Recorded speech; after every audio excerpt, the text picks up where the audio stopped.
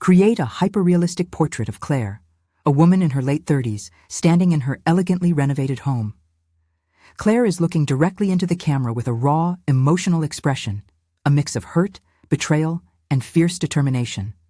Her eyes are slightly red from past tears, but unwavering and full of inner strength. She has medium-length, softly tousled brunette hair, a few loose strands framing her face. Her makeup is minimal, emphasizing her natural features and emotional intensity. She wears a simple, fitted, neutral-toned blouse that reflects resilience and quiet confidence.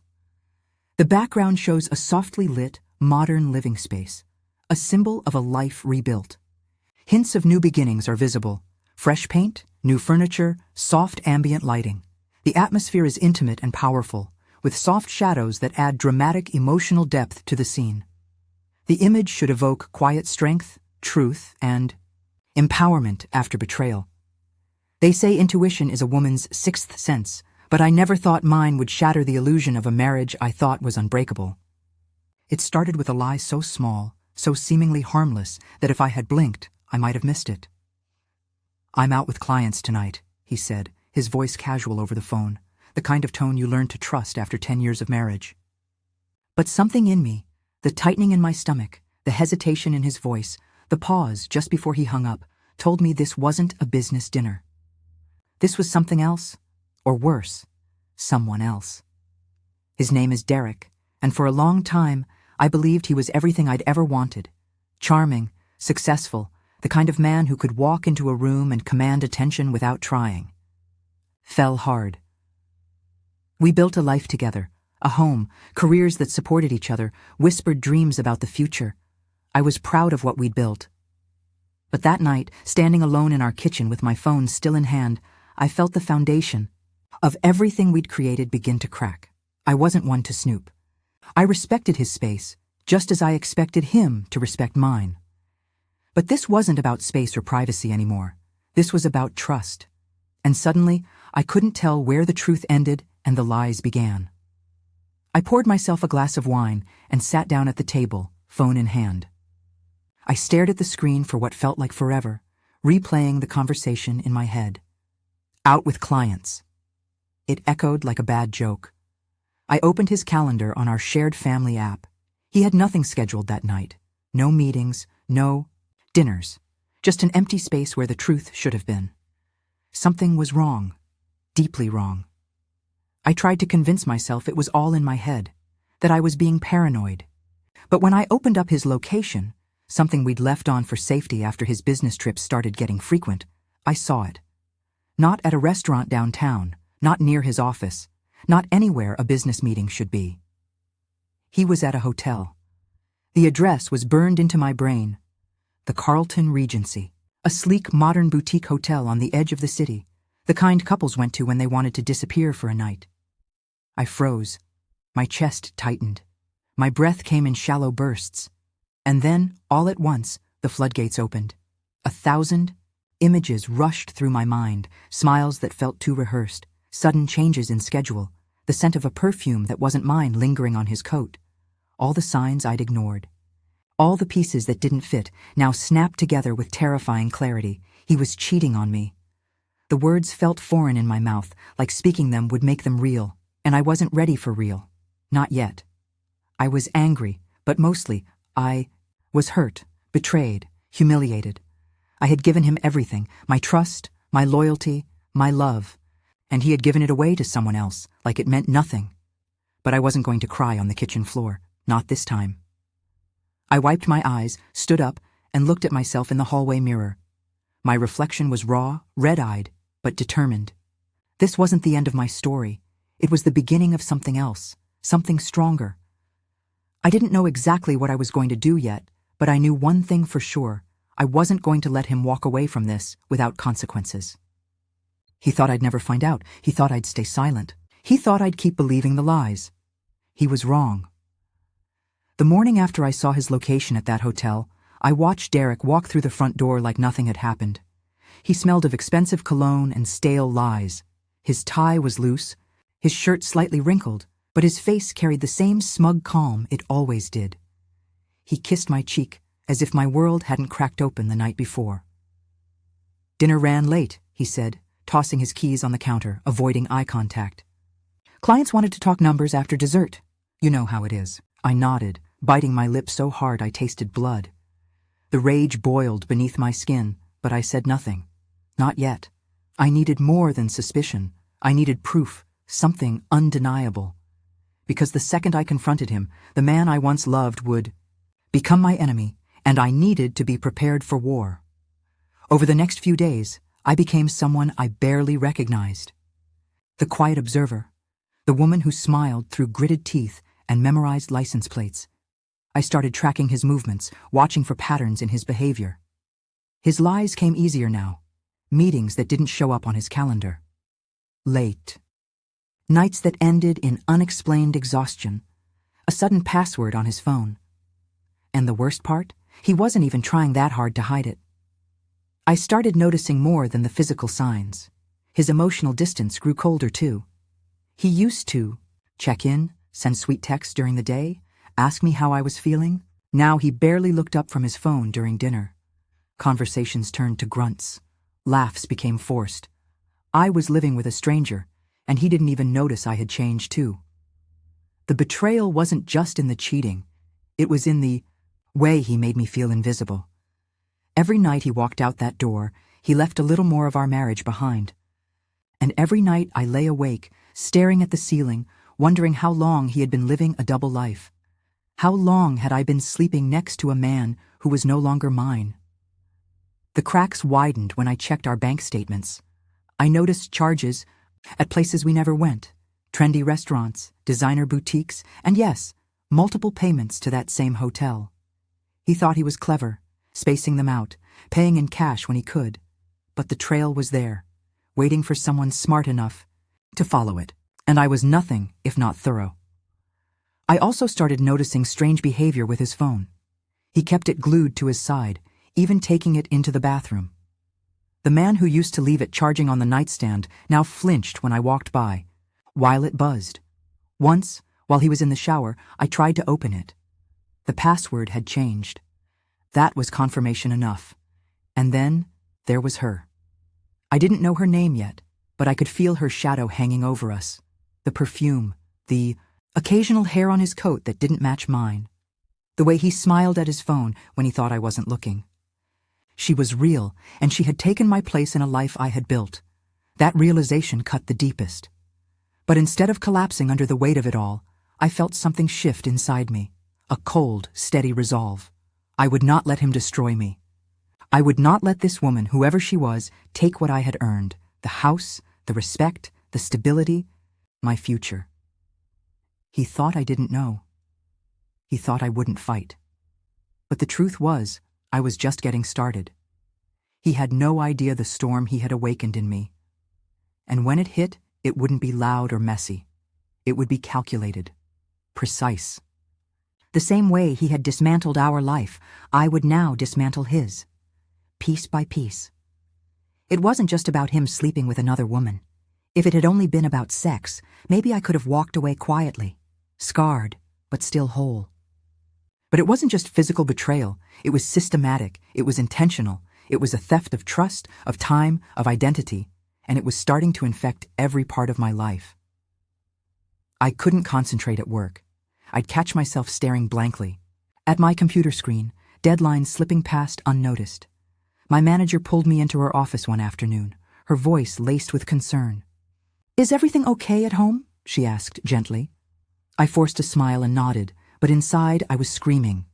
Everything I had worked for professionally was now at risk because I was too busy trying to untangle the mess my husband had created in our marriage. Even worse, the financial warning signs I had noticed before weren't isolated incidents. They were just the beginning. I began digging deeper. Late into the night, I combed through our joint finances, credit card statements, savings accounts. That's when I found it. He had opened a separate account under a business name I didn't recognize. Thousands of dollars had been funneled into it. Money that was supposed to be for our mortgage, for our future, for the renovation we had been planning. He wasn't just cheating on me emotionally. He was preparing for an escape, one where I was left behind to pick up the pieces. That's when the fear crept in. What if he drained our accounts and left me? What if he took the house, the car, everything? The thought of losing not just my marriage, but the life I had spent a decade building, felt like suffocating under a weighted blanket of dread.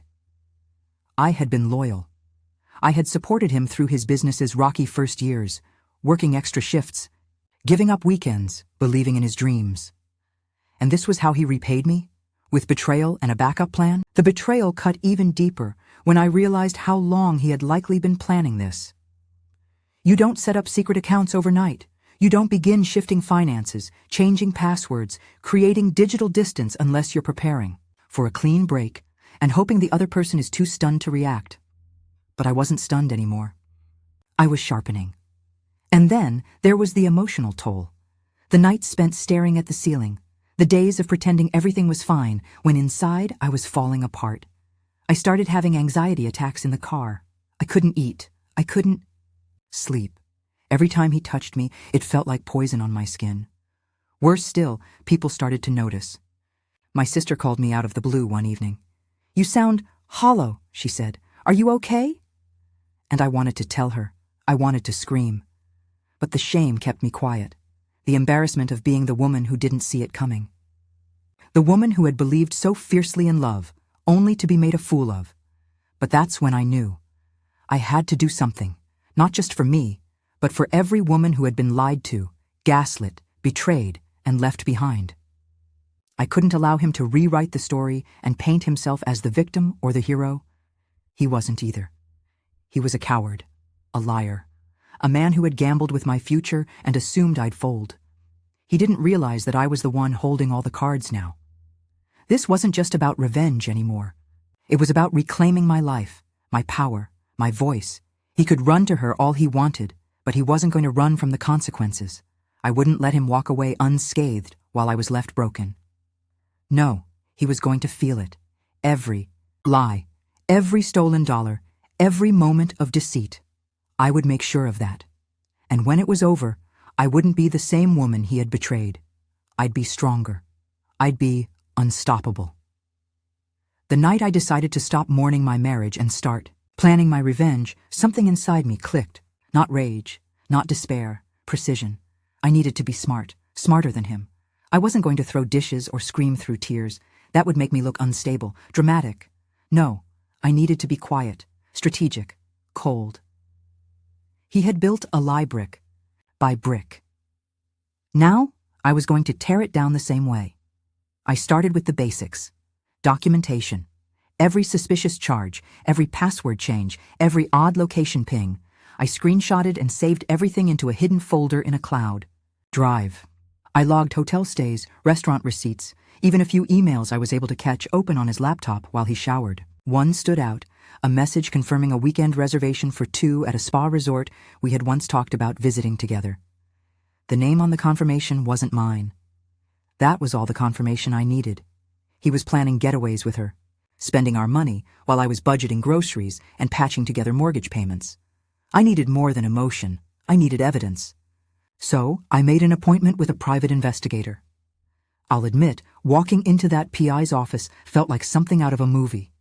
My palms were sweating, my heart was thudding in my chest, but my voice was steady. I laid out what I knew. He nodded, took notes, and within minutes had a plan of his own. Within days, I had pictures of Derek at the hotel, of Derek hand in hand with her outside a fancy restaurant, of Derek kissing her in broad daylight like he had nothing to lose.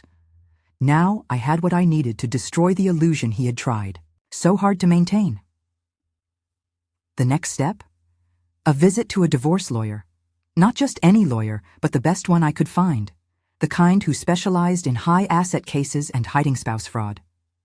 I didn't want to react emotionally in court. I wanted to win, quietly, devastatingly. And to do that, I needed legal force behind me. I walked into that consultation with a thick file in hand and walked out with a strategy that made me feel empowered for the first time in months. The lawyer was clear. If I could prove he was diverting marital assets and committing adultery, the court would not look kindly on him.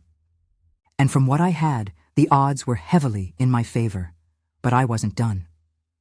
I started recording things, Conversations, subtle confessions, even when he let things slip in his sleep-deprived arrogance. All stored safely, quietly. I began moving some money into a separate account, just enough to secure a safety net. I changed my passwords, moved personal items to a friend's place, and backed up every document related to our home, our business, our shared assets. And then came the final part of my plan, timing. You see, Derek was planning something. I could feel it in the way he started being nicer, sweeter even. Kisses on the forehead, dinners at home, questions about my day. He was trying to soften me up. I could sense it. He probably thought I had no idea what was coming, that I'd be grateful when he told me he wanted a mature separation, or that he didn't want to hurt me. But things had changed. That's what narcissists do. They rewrite reality to make themselves the noble victim. But this time, I would control the narrative. I wasn't just preparing for divorce. I was preparing for exposure. I wasn't just going to leave. I was going to make sure everyone saw him for who he really was. Friends, family, his precious business associates. Even her, if she was foolish enough to believe she'd won. I didn't want to punish him in anger. I wanted justice, measured and brutal in its truth. I had given him every opportunity to come clean. He chose deception. Now, I would choose consequence. And I was just days away from watching it all unfold. The morning it all began, I woke up calm. Not numb, not angry, just clear. Derek was already gone. At the gym, he claimed. That gave me time. Time to put everything into motion. First, I visited the bank. With my lawyer's help, I had already begun securing my share of the assets. That day, I moved half of the funds from our joint savings into a separate account in my name. Legally, I was entitled to it, and with the impending divorce and his proven infidelity, I had every right to protect myself. I also closed the credit. Cards that were under my name, cut them up one by one, watching them fall into the trash like dead weight. I was done paying for his double life. Next, I visited the HR department at my company. Quietly, respectfully, I requested they note my pending legal situation on file and asked to update my emergency contact information. If Derek tried to interfere or create drama down the line, I wanted to ensure my professional world was safeguarded. And honestly, taking control of that part of my life felt like breathing fresh air after being underwater for too long. Then came the hard part, telling people. I invited my sister and 2 close friends over that night. I laid everything out. What I'd discovered, the photos, the financial betrayal, the plan. I expected pity, maybe even judgment. What I got was outrage. "You're not alone in this," my sister said, grabbing my hand. "You've carried the weight of this marriage long enough. We're here now." It was the first time in weeks that I didn't feel like I was drowning. Their support became my armor. I began crafting the message that would blow Derek's carefully constructed facade to pieces. It wasn't angry or emotional. It was factual. I compiled a short summary with dates, photos, and screenshots into a secure shared folder. I didn't send it yet, but I had it ready. I waited until Friday. That was when he had another business dinner. I watched him get dressed with extra care, cologne, cufflinks, a new shirt I didn't recognize. He smiled at me on the way out the door like he was already with her in his mind. I followed 10 minutes later. The PI had confirmed the location, the same hotel, room 614. She was with him. I didn't knock. I didn't cause a scene. I simply filmed them entering the room from a distance. That was all I needed. The cherry on top of the truth I was about to deliver. By midnight, my email went out. To Derek, to his parents, his business partner, a few mutual friends. I kept it simple, just a message that read, "I thought you all deserved to know the truth." And then the link. By 8 a.m., the fallout had begun. He called 21 times. I didn't answer. He showed up at the house. I didn't open the door. He left a voicemail trying to twist the story, claiming it was a one-time thing, that he was confused, that it didn't mean anything. I forwarded the message to my lawyer. The next week, I filed for divorce. The PI's report, the financial evidence, the digital paper trail. It all painted a very clear picture to the court. My lawyer filed for spousal support, a larger share of the marital assets, and an immediate freeze on joint accounts. We also served him at his office, in front of his colleagues. Let the world see what I had lived through in silence for so long. What I learned in those days was this: revenge doesn't have to be violent. It doesn't have to be loud. Sometimes, the most devastating blow is the quiet, undeniable truth delivered with precision. I wasn't out to destroy Derek. I simply wanted justice. And he was the one who had built the case against himself, lie by lie. I also made a point to take care of me during it all. Therapy, long walks, journaling, reminding myself of the woman I was before he made me doubt my worth. This wasn't just a takedown, it was a resurrection.